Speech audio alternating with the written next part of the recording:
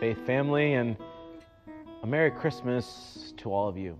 This morning, our homes are filled with joy and excitement, maybe even a little bit of laughter, and I know in my house, Christmas chaos.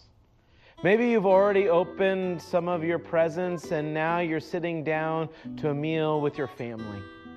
But before we get all caught up in the rush of the season, let's pause and remember that on this day 2,000 years ago, the greatest gift was ever given.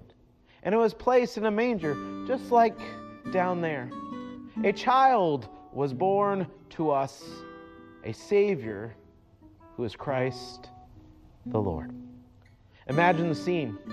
A young woman, Mary, holding that baby in her arms, surrounded by livestock and probably a little bit of a smell. It wasn't the kind of birth anyone expected the Savior of the world to come into. And yet in that moment, heaven broke in and God made his home with us.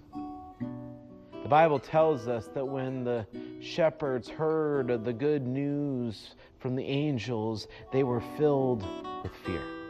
But the angels said to them, "Do not be afraid, for I bring you good news of great joy that is for all people." You see, this message we celebrate today is the good news that brings great joy to all people, to you, to me. But what does this mean for us right now? In this moment, in the midst of our Christmas celebration. The good news means that just as Jesus came into the world to be among us, he's also come to be among us in our mess, with wrapping paper all over the floor. He's come to us in our homes today. He's come to us in the moments of joy and also in the moments of struggle. Into the moments of quiet reflection. No matter what your Christmas looks like this morning, God is with you, offering to you his peace and joy in the midst of it all. We read in John chapter 1:14, "The Word became flesh and made his dwelling among us. We have seen his glory and the glory of the one and only Son, that who comes from the Father, full of grace and truth." Today, as we reflect on the birth of Jesus, we remember that God didn't stay distant in heaven. He came near to us, living among us, experiencing our joys, our sorrows, and ultimately giving up his life on the cross for you and for me. You see, the presence of Christ in our lives today, in our homes, isn't just about celebrating his birth, but it's also about receiving his grace. The gift of grace won for us on the cross, and sharing it with those around us. Maybe this means that there is someone at your table today that needs your forgiveness. Or maybe there's a neighbor that you can take a meal to.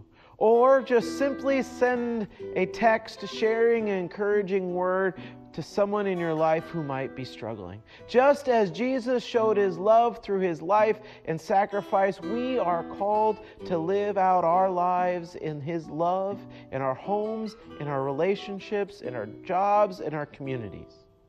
You see, on this Christmas morning, let us remember that the peace of Christ isn't just offered in a feeling, but it's a reality. It's a truth. The peace of Christ comes into our homes, our hearts, our lives today. It isn't just a peace that calms our fears or gives us hope for the future. It reminds us that no matter where we are or what we're facing, God is with us. For to us a child is born, to us a son is given, and he will never leave us nor forsake us. So as we continue this morning and later on this afternoon to celebrate, let us give thanks for the greatest gift ever, Jesus, our Savior. Let us carry that peace and joy and love of Christmas with us, not just today, but every day. As we, as Christians, reflect His light in our homes, our communities, to the world. Faith family, Merry Christmas and God's blessing.